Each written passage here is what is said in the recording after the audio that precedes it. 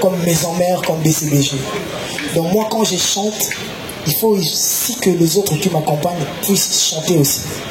Donc j'aimerais aussi chanter des chansons où il y a des solos vocales pour que les autres aussi puissent avoir de l'espace, que leurs fans aussi le voient, pour tout partager ces moments ensemble. Donc voilà. Et l'autre question c'était le choix des bandales, c'est l'organisation qui a fait ça. Mais aussi il faut le savoir, parmi les sponsors du concert, il y a Pigeon Vert. Pourquoi aller autre part qui est resté chez soi? Parce que Pigeon Vert c'est chez nous. Pigeon Vert nous accompagne. Pigeon Vert a mis la main dans la poche pour contribuer à l'événement. Je ne voudrais pas aller chez quelqu'un qui n'a pas contribué pour l'événement. Donc voilà le choix de Pigeon Vert. Et je les remercierai toujours. Cousin, bonsoir. Alors, au bien ici, devant nous, la presse, Baouti est partout baillé, mais j'ai constaté une chose, l'être respecté va mort. Tokufili Chalamwana, Tokufili Beberkis, 1 minute de silence pour mon yamoti. Pour la respect va mort. Ma question est celle-ci. Héritier Watana Bilapouk Gamotona Tembe, on s'est préparé à conséquence pour affronter le 25 décembre. Parce que, au Sakar, on a 2 albums. Au Sakar, on a 4 ans de carrière, il y a la team de Wata. Est-ce que vous avez la force de vous aller dans ma cambre ou vous retournez sa stade? La première des choses, troisième des choses, jusqu'à maintenant, ma vente de billets est vraiment faible. Dans ce cas, la monga fout la lobby, la côté de la chef coutumier, de sololi. Mais, Tokei, tu sommes retour pendant que nous sommes batiqués, dans la carte totale, il y a une peine. Dans ma sangambila, exact. Watanabe, Souboula. Événement là, concert à Stade des Martyrs. Donc, biso na tête, la biso na batu tout au Vandia. Ou dévancer biso, peut-être 1 minute de silence, ou un dossier pour la maman, tu as la bonne thé, pour la papa Verkis, pour la mort, na biso, Baroku Fana Est, etc. Et vous avez un concert. Ah, oui, ça, juste une conférence de presse. Auto sur là, bonne question pour répondre après tous les cas. Mais, ma campagne, tu as un événement. Bateau on dit na négligé bangwana et baza bateau va pesa sens na ba carrière na biso parce que to yoka bango poto yemba baza bateau menene makasi et na bateau tout na tangi wana le des artistes wana bango tout na zata na calibre ya moroti bango tout baza plus grand que moi donc na ko négligé bango te donc voilà c'était pas vraiment yonde pour me manga na terrain wana que na négligé bango et surtout que baza vivant et souté baza la qui donc rester au monde voilà et je suis désolé. Je ne pensais pas que c'était important tout ça là. On avait bien qu'il était important tout ça dans la stade où il y a plus de 80 000 personnes. Ça allait vraiment les honorer. Donc voilà, merci. Pour parler de la question. La station, il faut aussi que ce n'est pas dans toutes les stations totales les points de vente des arcs. Au moins, il y a une station totale où il y a une boutique ou à Tégarabilo. La station totale où il y a une peau, parce que tu reçois pardon, billet pour te recevoir un billet, tu peux essayer de faire pompiste. C'est pas leur travail. Leur travail, c'est vendre le carburant. Or, les stations totales ont des boutiques. La station totale est un magasin. Et sur lequel on a un billet. Plus que ça, net dans la station totale à Lemba, il y a 24. Les gens bien monsieur ces aussi là. Sur le KR l'eau on a pas PC ben aussi. On recoute à billet. N'a pas chose à comprendre. Et ngai ezape boulot na nga penzate na landelaka bateka ki billet wapi ezali billet wapi ezate. To billet wapi kota ki billet wapi silaki. Moi mon rôle, mon travail c'est chanter et danser. Laissez aussi que votre comité d'organisation va l'aider la magambo parce que ceux qui l'ont l'aider la magambo soit na rolanda mambo instrument na rolanda mambo sécurité na rolanda mambo podium mambo belé je vais suivre 2 livres à la fois na petit artiste na chose à comité ceux qui va côté monsieur okuta qui va biezati bayoki les gens vont être rêver bango au booster bango donc ils nous l'aider là parce que vous poussez ngana ça sur ménage voilà moi je suis prêt pour chanter et danser.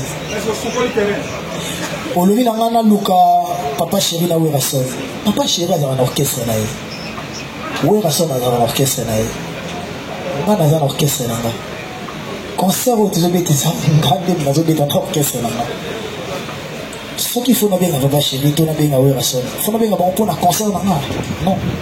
Il faut bien avoir pour bien avoir déjà depuis Kalakala. Nara bango to solara déjà depuis Kalakala. Concert nanga yo bien. Mais le roi de la forêt m'avait dit une chose avant le voyage. Abisinga au lingaki ko relever ba défi. Tu l'as fait avec tes albums, tu l'as fait avec tes concerts. Aujourd'hui, tu es au stade de martyr, bats-toi. Quand Papo a Otayo artistiquement, à Ebisio Benda, c'est pas parce qu'il y a Boïko côté là-haut, parce qu'il y a Boïko aider. Non, peut-être parce qu'à ce moment-là, tu es capable de faire quelque chose et que les autres vont prendre juste conscience. Et je pense que ceux qui, il faut la scène à aider pas le roi de la forêt, ton papa chéri, mais il faut le wango. Ou je pense pas ceux qui font la scène en haut, il faut toujours bosser pour tout ça, la concert bien, concert les Gozala, très très bien. C'est vrai, on a peine à au même moment, pendant que on a robé peut-être quelques mois après. Et je voulais vraiment laisser le temps que concerne sur le temps. On a fait un effort de côté à attendre 2-3 semaines pour que tout le monde accompagne. Et bien, il y a affiché au Matakak après le 1er décembre. Bandrol et au Matakak après le 1er décembre. Mais pendant que les fanatiques faisaient des affiches dans Dengue Nabang. On a besoin de tout ça, des shootings photos. Ça veut dire que les fanatiques sont libres de faire des choses ou peut-être de polémiquer, de parler, de créer des rancunes. Ils sont libres, ils ne sont pas dirigés, ils ne sont pas gérés. Mais moi maintenant, je ne suis pas fanatique des métiers. Moi je suis artiste. Donc ce fan a salé l'eau aussi comme là et c'était le signe. Parce que là, on a dit la boule, on a dit que c'était dans ton champ, on va finir ton team de gango. On a dit la boule, que ton team de gango, ton mission, on va la samba, on a pour le roi de la forêt, on va stade de B, et tout PC cadeau à cadeau là, il y a un cadeau anniversaire à Moël. Ton team de gango, petit champ, on peut pas la chambre, on va dans un stade, tout champ, on va terrain bas, BKTF, ton team de gango. Si tu fais un bêta, on a un peu côté comme là, à Robéta. Mais tout ça, on va prendre. Mais quand on dit que, toi aussi, ça va rouler sur la stade. Maman, moi je vends le pain. Pourquoi tu veux que je fasse la publicité des sardines? Je vends le pain. Pourquoi on a laissé la publicité à spaghetti? Pourquoi on a sur la farine? Non. Moi je vends héritier. Chacun doit se vendre. Et maintenant je reste aussi conscient que le stade des martyrs n'a pas été construit pour moi seul. Et là, le stade des martyrs, il y a pas Congolais. Qui peut jouer? Va jouer. Qui veut jouer peut jouer. Après moi, il y aura des artistes qui le feront. Parce que nul ne pouvait croire que le 25 mois, je serai au stade. Peut-être même en février, peut-être pour les gamins. Parce que tout ça va Congolais, tout ça l'esprit à continuité. Même on aura d'autres salles à mandature. A continué sur le mandat. On ne peut pas monter. N'est-ce pas ça la ministre. Côté à mon ami, il y a des soucis. Ministre va continuer avec lui. Il sera tout le monde à Mokili Bongoté. Fera son concert. Je lui souhaite bonne chance, comme je l'ai fait avec tous les autres. Moi, je suis un artiste au Nakot, à la terrain de soutien. Moi, pour moi, il faut la bêta. Tant que la bêta, il y a la bêta. Vous comprenez? Donc voilà, tant dans le banc pour mon pour la tech héritier et non pour la créer ma caméra. Bah tout va pour ça bêta stade, là au bêta stade. Mais aussi il faut se le dire que bêta stade va faciliter. Quand on a annoncé qu'on a cancer en OP, mais au monde de la stade de l'eau, on a des langues canissées là, tant on a annoncé qu'on a des morts. Les stades, les autres dans le budget, si je ne me trompe pas, il y a plus de 500 000 $, 400 quelques 500 000 $. Donc si on vend au bêta stade. Parce que sponsor a coupé ça au PT au Boyoganaki. Il faut y couvrir. Producteur pas content là que non, la publicité belé. Donc on comprend que avant de parler des autres, on parle de nous et pour aussi éviter de polémiquer inutilement. Maintenant c'est un héritier tout autre d'une stade oyemba. Na oyemba na niveau moko tout autre lingi bobina Corée. À niveau imagine que ma propre frère a joué orchestre en Afrique ici. Vous savez ce que ça m'a coûté? C'est les yeux de la tête. Et après, Nandimaki ba misa bazala libanda ba famille na bango libanda ba problème na bango pour bazala plus concentré. Et je pense qu'ils sont prêts à le faire. Et le plus grand défi c'est la sécurité. Tout est ok. Bravo pour ce challenge. Mais tout comme moi, tu sais que Franco Longo Makadi, qui est l'aiguille patronnier de la société congolaise, Pascal Rochota Boulay, n'ont pas quand même eu forcément besoin de jouer au Stade de Martyrs parce qu'ils n'en avaient pas. Et depuis la création du Stade de Martyrs, c'est qu'aujourd'hui, pour inscrire son nom dans le panthéon de grands musiciens congolais, il faut forcément faire les Stades de Martyrs. Tu as accepté de relever ces défis dont plusieurs aînés n'ont même pas le courage de les faire. Ça, pour ça, on t'applaudit. Loin de toute attente, par la plus grande stupéfaction de plusieurs qui ont pris part au concert du retour du clan Wenge, musique 4x4, on a vu héritier se faire convier par ses aînés. Et ça te donnera d'ailleurs ce nom que tu portes aujourd'hui, le dernier fils du clan Wenge. Est-ce que ça sera aussi idée pour héritier Watanabe? On sera très, très, très heureux de prendre part au Stade de Martyrs, d'avoir un Jibem Piana, d'avoir un Blaise Boula, d'avoir un Werans. Et après, je n'aimerais pas aussi beaucoup parler parce qu'on n'a pas beaucoup de temps. Mais s'il faut juste rentrer sur le concert de Wenge Musique à Maison, Wenge Musique à 4x4 BSBG, ils avaient nulle part dit que Héritier prendra part. C'était une surprise. Bah, laissez-nous la primaire des dire en live le jour J qu'est-ce que ça sera. Donc on ne veut pas tout dévoiler. Je ne sais pas s'ils seront là. Après il faut voir aussi leur agenda. Je ne sais pas s'ils seront là ou s'ils ne seront pas là. Mais jusque là je ne suis pas mieux placé à dire qui sera là ou qui ne sera pas là. Mais pour être clair, dans mes calculs il y avait Inosbi, mais il va manger avec les orphelins à Goma. Vous verrez que peut-être tu veux avoir quelqu'un, mais cette personne-là aussi est star. Cette personne-là aussi est occupée. Cette personne-là aussi a son agenda. Et c'est pas facile d'avoir tous les gens que je veux avoir. C'est pas facile pour moi. Mais Inch'Allah, comme on dit, vous allez voir ce qui sera, ce qui se passera. Que nous aurons ces jours-là dans les Stades de Martyrs. Parce que ceux qui héritent à Zana pour ça yemba. Il faut que ce son il y a bien, il faut que ce musique il y a bien. Oh, bah, toi aussi, Pélin. J'aimerais bien parler à Lingala parce que moi je suis angolais. Alors, notre langue nationale c'est le portugais. Au poser une question, il y a capacité d'un instrument pour tirer la Stade de Martyrs.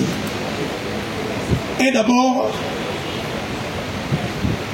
un projet la Stade de Martyrs, on a artiste héritier Watanabe, Tobandaki on a Luanda. Tobandaki on a chambre parce que Batebele ba okanisa neti héritier Watanabe parce qu'il y a un Stade de Martyrs lobby. Non. Les Araki, au début de l'année, là on a bien ça qui est en Angola pour mettre double Atlantique. La tournée au Betisco double Atlantique. L'Europe kuna les Araki Olympia.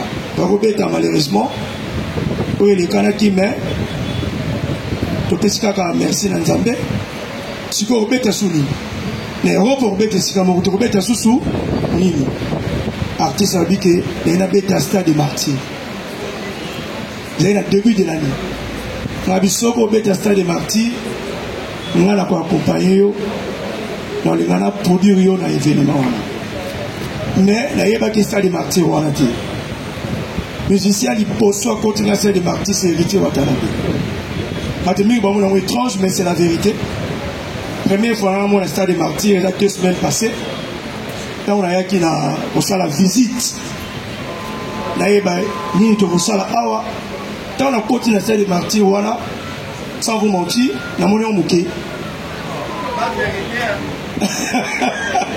Na moni on muké. Pourquoi? Peut-être que le monde a côté 80 000 personnes, tout comme ça. Dans le sens, il y a organisation qui est au Salakuna. Côté déjà, instrument, pour ceux qui visitent le Congo démocratique, on a que le Congo va instrumer Zalité. Le Congo va instrumer Zali. Mais tout le monde qui est instrument, il na rumba congolaise. L'instrument, il y a Alors, tu préférais qui qu'on soit brésilien? Mais c'est la vérité.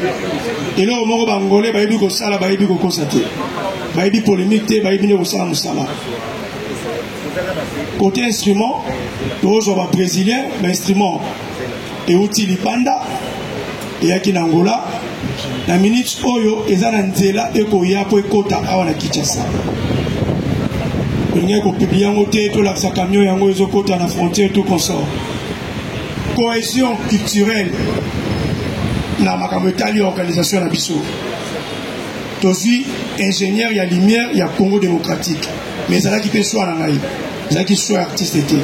Parce que la zone qui taya ko tambola na kena qui est la maison tout ya lumière ya Kinshasa.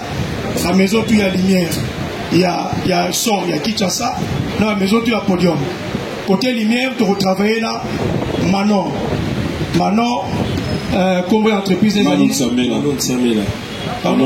Sonolight. Alors, côté podium c'est l'Ingoya Angola. Mais avec une honneur d'abord, la Kinshasa, la terre, la podium, les gens la Kinshasa. Tu préfères travailler là, Kenji Sono. Donc, on a que la référence aussi côté organisation, et ça, la référence Mogo Oyo, Bino Boyebi, a un marché na biso. Des grands sponsors, je ne sais pas si la Bra Congo Azamoké, je ne sais pas si Total Azamoké, je ne sais pas si Trace Azamoké, je sais pas ceux qui obstinés. Alors obstiné SRL, groupe Chilamouina, n'a habité sponsor aux Oloba. Où est mon nez de Zana Bango, dommage que Zana Bango, où est Mike Wana.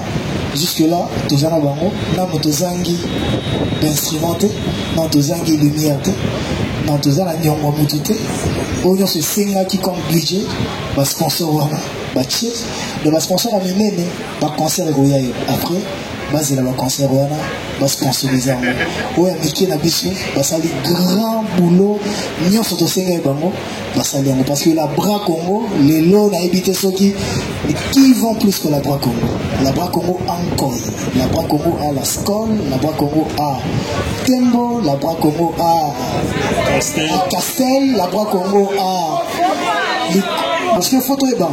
Qui moté ma bébé dans la société, autant la non comme comme il est à Mina Intel.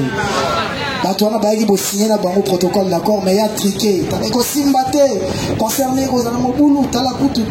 Il y a trop de choses qu'on ne peut pas dire. Parce que si tu veux que je te cite même les noms, je peux les citer après pour créer ma polémique, mais je ne suis pas venu ici pour ça. Il représente aussi rien tant que mon organisation est très bien faite. Donc, merci aux sponsors qui m'ont accompagné et merci aux partenaires qui sont là. Merci à l'organisation et aux producteurs. Donc, moi, il me suffit. Un tien vaut mieux que deux, tu l'auras. Merci. Le micro. Mamboui, merci. Bonjour. Oui, motivation est zéro pour venir à la conférence de presse. Ils ont même motivation recevoir pour nous regarder. Imagine que va billet dans la station aussi là. Donc ça veut dire que motivation est allée. Ceux qui ont l'andi bien. Hier j'étais à une répétition du tango. Les gens qui achètent des billets jusque là pour Charlie Robin Nazatena, Christian Champagne, n'a été sur Charlie. Il fallait que Charlie ait une facture, il y avait pas sur le billet. Jusque là, la majorité des gens qui ont acheté des billets, ils ont 100 billets, 20 billets, 50 billets, 1000 billets. Eric Mandala a acheté 5000 billets sans VIP. Sur la deux temps, il y a ils ont acheté des 1000 billets.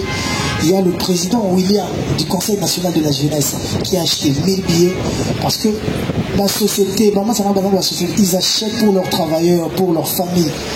Sans compter la station, pour comprendre que les gens sont motivés. Concernant les gars qui, s'il y a eu des problèmes, nous sommes photos de Saka Nzambe. Je crois bien que Motomoro Tetan wala Mkaranada Kone, a ok aussi un concert à Gonde Makeo, Bamakambo Bamiandra Bongoya, Bamakambo Bongo Salama. Mais Mingi de l'erreur et Salama dans la sens. J'ai vécu ça dans Maison Mère. Pour bête un concert à Siwambanza. Bâti instrument, bâti sécurité. Mais quand Wera part, toute la sécurité part avec Wera. Na musicien, na fanatique, te traîne en sécurité. Il faut en aller au Kaba, cascade. Moi qui te parle, un jour j'ai failli perdre la vie. Un concert, on s'est retrouvé dans le pan, on a lacrymogène, chaos, na mon mêlé. Ils arrivent au moins avec mon production personnelle. Mais elle est là, tant que l'événement bon au Salama, il faut qu'il y ait barque. Sécurité, ceux qui artistes leader accueillent, par contre, ils vont profiter de l'accueil là-bas. Et mingi patron de la société, de la sécurité, se comporte en star. Or, bango musa na bango faut ba kenge la débat. Bango musa na bango faut ba battre la minimum bateau. Ndongo ba joyeza pour na sécuriser bateau. La sécurité, ils sont payés pour l'avant-événement, pendant l'événement et l'après-événement. Donc là, on a au kita podium pour la kende. Après, si on a bateau, on va mais batiki bateau pour n'a pas canaliser la sortie. Hier, j'ai eu la chance de parler avec Papa Silvano, notre général Kassongo. Il m'a parlé de ça aussi. Et Barossa a effort déjà. La porte nion sur le stade des martyrs est ouverte. Et Barossa a fait que nous avons accompagné Batou, na kokota. Va sécuriser Batou pendant les concerts. Parce que nous avons fait monsieur ça pendant les concerts.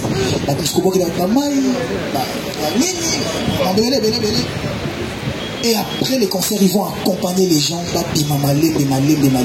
Et Batou peut avoir un concert. C'est une fête. Concert où on a besoin de Noël, on va fêter en famille. Oui, et les orphelins et les chégués, ils vont fêter avec quelle famille? Leur famille. C'est nous, c'est toi, moi, eux. C'est nous, on va fêter avec eux. Par exemple, en 2500, on va se bien. Stade, on a fait un kangi porte des nez, on va tout ça, il va kota, donc, ils ont jour à Noël, donc ils ont la fête. Ma parent regarde à moi hier regarde à l'équinaï, l'équinaï regarde à yanaï, de conscientiser Karabat, que va se comporter bien, parce que ceux qui l'équinaï ont mené à Koufi, Mitchell a tête na c'est pour que c'est la Bible qui n'a pas, et après la Bible nous dit attention au bateli ceux qui prêtent grand prêtre notre Dieu a batélité, notre bateau va se battre là en vain. Le protecteur, le gardien par excellence, notre Dieu sera avec nous. Je vous dirais, le carnaval est salami. Zonga n'a pas l'état de carnaval, au moins un nombre à battre, pour vous comprendre. Mais dans le carnaval, je ne dirais pas qu'il n'y ait pas eu de dégâts, la voiture est Bukanaki. Mais il n'y a eu aucun mort. Pourquoi il n'y a aucun mort? Parce que moi, en quittant Djobour, en rentrant ici au Congo, j'avais fait un vœu à mon Dieu. J'ai dit, mon Dieu, je ne veux pas boire pendant le mois de décembre. Je ne ferai rien au mois de décembre. Oui, alors là, vécu tous les jours. Et le vie tous les jours. Pour se sacrifier par eux. Je veux que l'événement n'a pas tout au salon. J'étais devant et j'étais sur 24. Ma voiture est toute année dans la moto. Un ami est venu me dire qu'il y a eu 4 morts. Je ne pense pas que c'est grave. Si on a eu ce bateau, on a eu un accident, on a tout vivant. On a tout en bonne santé. Tout ça, on a une répétition de vie. Donc parce que ce que ça veut dire, il y a une tabate là, il y a tout là. Merci. Tout signé à ce cas. Donc, ceux qui la foutent qui assurance T, l'élo, l'après-midi, on va annuler le cancer. Donc, si on annule la montée, au monde il va avoir un podium. Ça veut dire que le cancer est assuré. Donc, on a eu un nom aux anacats, micro, on a vu le honneur. Merci. Enfant. La stade de Marty, tout le monde a réagi à Beta Stade, sans appui. Il y a Papa Wemba au Kofi Olomide, na Simanae. Tout le monde y peut, ouais, rançon, à Beta Stade de Marty, sans appui, il y a pas peur. Mais les autres, tout le monde est hérité au lobby, au routine du Castade. Mais au routine du Castade, il y a deux hommes, on se compte beaucoup plus dans Wera, JB, Naba Adolphe Dominguez. Tandis que dans la conférence pour on a compté la JBT na Wera té. Bango est blessé bango, peut-être bango soutenir na CC, pas soutenir Mati. Non, concernant c'est une décision. Ma réponse est qu'on va blesser même, et pas mal. Et qu'on va blesser papa chéri, qui vient de la forêt. Après, ça, il faut même ma fantasme dans ma vie. Mais pour prendre la décision de faire mon concert au Stade de Martyrs, c'était une décision personnelle. Mon concert, c'est moi à l'affiche. Pour preuve, mais cela ne m'empêchera pas et qu'on rabaisser là en rien de mettre en valeur les deux grandes stars de mon pays, les deux plus grandes stars selon moi, mettre en valeur pour appeler ça ma chanson, pour la vendre là où ils ont. Et merci. Quand j'étais comprendre, j'ai eu à appeler un jour Boutalikas pour lui dire que Nathalie Bino n'analyse Nabino et que le lobby qui a signé arrêt de mort et carrière nanga parce qu'il a osé que Tchada a sorti l'album nanga le 18. C'était pas moi, c'était le producteur David Mansou, mais n'a pas victime. Na Ebissan Boutalikas, tous en décembre 2020, on se rappellera. Les autres tous en vélo, Miange mi de mon frère, de moi et tous en micro, et Betato et Betati. Na signé rien de mort à carrière nanga. Ce qui a rien de mort, il y a carrière nanga, il y a Moana et même à la stade. Pour comprendre que quand on veut bien faire les choses, on le fait. Moi, quand j'ai fait mon concert ou quand j'ai sorti mon album, j'ai visé personne. Ma concert est bétami avant moi. J'ai dit félicitations. Moi, quand j'ai fait mon concert, les gens ont défié ma tour à bétité. Les gens ont défié héritier. Na aucun héritier. Est-ce que tu es capable de bien faire ou de faire quelque chose? C'est là, et coca. Même carnaval, on dit bateau de bandar le baquet. Si carnaval est aussi battu, moi j'ai eu le carnaval, moi j'ai dans la vidéo, n'est-ce pas? Mais pour ça il y a une analyse, dans les baquets de vous comparer. Il fallait que vous jouiez le carnaval, le tout beau tcha tcha tcha. C'est une analyse. Quand ça vous arrange, vous faites des analyses. Quand ça ne vous arrange pas, vous ne le faites pas. Mais nous on est habitués, frère, nous on est habitués à le prendre comme ça. Ken moto inayo même na bateau bazarana mais ça va voir Ken peut-être il me vend plus mieux que peut-être binom sur bazarana parce que même na batak nae les autres teams na ko fanatique na même pas prouver Ken baroyer belé. Donc voilà que je le prends pas mal, frère, il est prêt. On va voir après les concerts. Rendez-vous le 26. Avant toute la question, s'il te plaît. Non. Bon, mais le 18 décembre, Moutalikas Oyo Bengaka, à l'Obara qui a signé arrêt de mort. Tu as dit Moutalikas, tu as dit là. Et puis, moi, je vais fêter. Si on a toute la question, ah, on va t'abocher mon nom, on te retourne là. Si on a toute la question, le président, Stade de Martyrs, on a déjà c'est ça les plein. Parce que promotion est à malamou, stratégie est à malamou. La maison de production et vous l'artiste. Vous s'arrangez après concert ou pendant les concerts, vous kili mobimba et vivre live. Pardon, la bandeli. Je pense que vous allez bien. Après pour les images, franchement, pour les images, il y a. Bon, il y a de la qualité, c'est pas pour rien que le producteur Aïe Naba Matos il a jeté de resoissant. Ceux qui inquiétude les à côté, on a l'ongo là parce que tout ça est à disposition. Bah, vous en live sur le net et après, bah, vous après événement parce que. Fréquence. Oui. Même la stade, on n'a presque pas de connexion. Oui, tous qui même l'aéroport, tous qui la drone. Mais drone, ils ont jamais décollé à 1 mètre. Parce que au bombardement, moi, ça va à l'aéroport en Gili. Donc, drone, c'est comme une arme. Donc, par contre, il y a un drone militaire. Donc, il y a la stade et l'aéroport, la voie du peuple, et Coco appelle le bombe bêtise explosée. Donc, par contre, on va éviter. Si on voit ça la live dans le stade, vous allez compliquer pour l'État que l'on a connexion à rater dans le stade. Connexion à compliquer. On va te le dire. Après, on peut pas faire autrement. La ligne à repos, mon tout le monde est salé là, et salé là, on a coûté là, et belé. Et je pense que ce qui même concerne Lelo, où il y a dimanche, les autres Simba, la roquette bien, soutenir pour les artistes, mais pour les moto. Et après, on a mis le Bélaranga. Ceux qui n'ont pas boyé, ceux qui n'ont pas boyé, ceux qui n'ont pas boyé, je suis ouvert. Tant que nous causons la Ken-Piana. Autrement, mais ils ne savent pas qu'il y a un Ken-Piana tout cela. Ken-Piana, mais qui n'a répondu à la vie? Mais en réalité, bateau, Ken-Piana a parmi bateau, les catés, sur la tête d'un esprit wingé, la tête d'un esprit à goga, à Ebigago, les capétés. Mais moi, je me dis, non, il faut monter dans la moto, dans la penchant, dans la choix,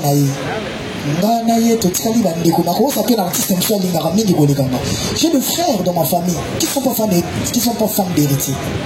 Pourquoi na rolingara bateau na bébé na mokili bazalaka pour bande ko na musu na bakumisa ba misa musu bon na famille musu okuta muta vita okuti muta imana okuti muta ya renaissance okuti muta bilima eza choix mais même atoza mutu ya bongo na tant sur le yoki musique n'a parlé au Tchaki radio je pense pas qu'on gagne musique à artiste moi tant sur pour gagner musique à mutu musu tant sur tu calcules même pas mais bête na au yoki noté donc voilà moi le bon côté où d'apprécier Rachinga on continue dans ma boue parce que jusque là là me couille s'en et orgueil qui danger qui monnaie